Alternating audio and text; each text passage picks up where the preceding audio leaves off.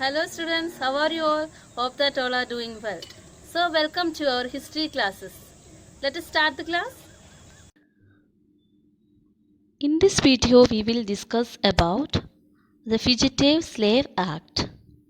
Before that I want to say one thing to you. Those who are not watched last class, please watch. Otherwise it will very difficult for you. Okay, it is very difficult to understand this class. Okay. And here I am going to explain about Fugitive Slave Act. According to this act, the slaves who run away from their masters, they have to return and rejoin to their masters. Slaves lead a miserable life, so because of that, many slaves they escaped from their masters. According to the new act, according to Fugitive Slave Act, the slaves, those who escaped, those who run away from their masters, they have to come and rejoin with their masters. And one more thing we can see here, the person, those who support to escape from their masters. Okay, the slaves already they run away from their masters, and the people, those who support to escape, they also got punishment according to this act. And the book Uncle Tom's Cabin, in his book, when we will go through this book, we can see that the miserable life of or the pathetic condition of the slaves.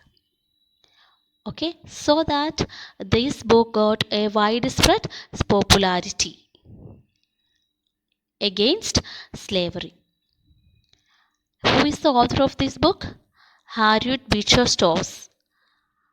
And next we will learn about an important personality of American history. Abraham Lincoln. He was born in 1809 and he born in a humble origin. He is born in an average family, and because of his fairness and honesty he was very popular, and he was also a great orator also. He was very good in speech. And we can see that in 1856, Lincoln joined the Republican Party, and the Republican Party supported Northerns, or it supported industrialization. That means it supported Northerns. And this party is opposed the system of slavery also. And in 1860, the Lincoln, he became the 16th president of USA. And here we can see the starting stage of Civil War. The Southerns, they were not ready to accept Abraham Lincoln as their president, because Abraham Lincoln, he did not support slavery.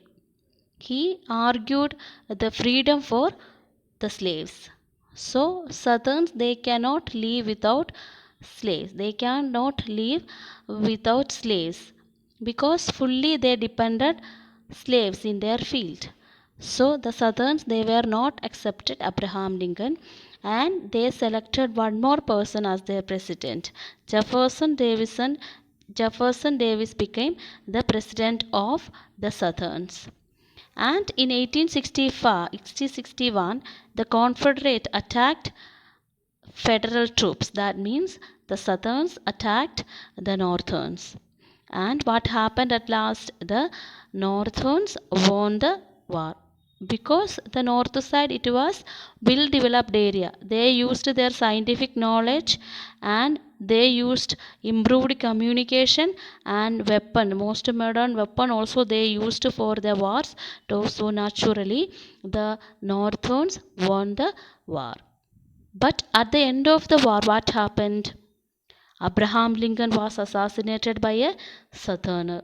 Abraham Lincoln died, killed by a Southerner. And what is the importance of Civil War? The American Civil War upheld the importance of central government. It established the US as a country consisting of several states that have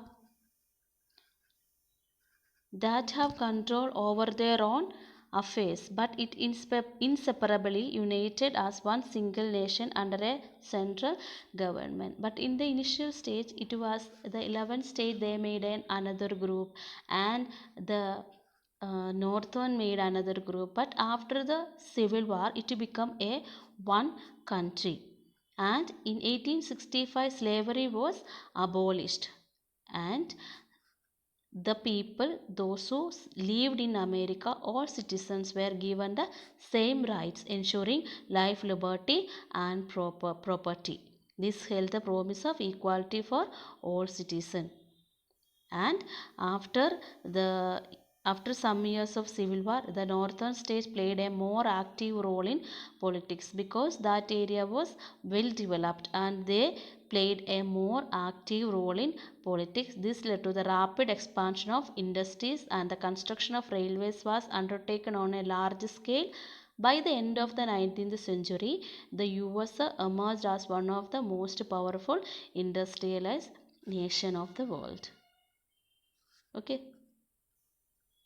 Students, here are the question answers of lesson 3.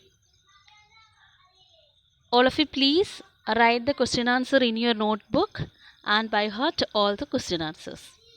Okay.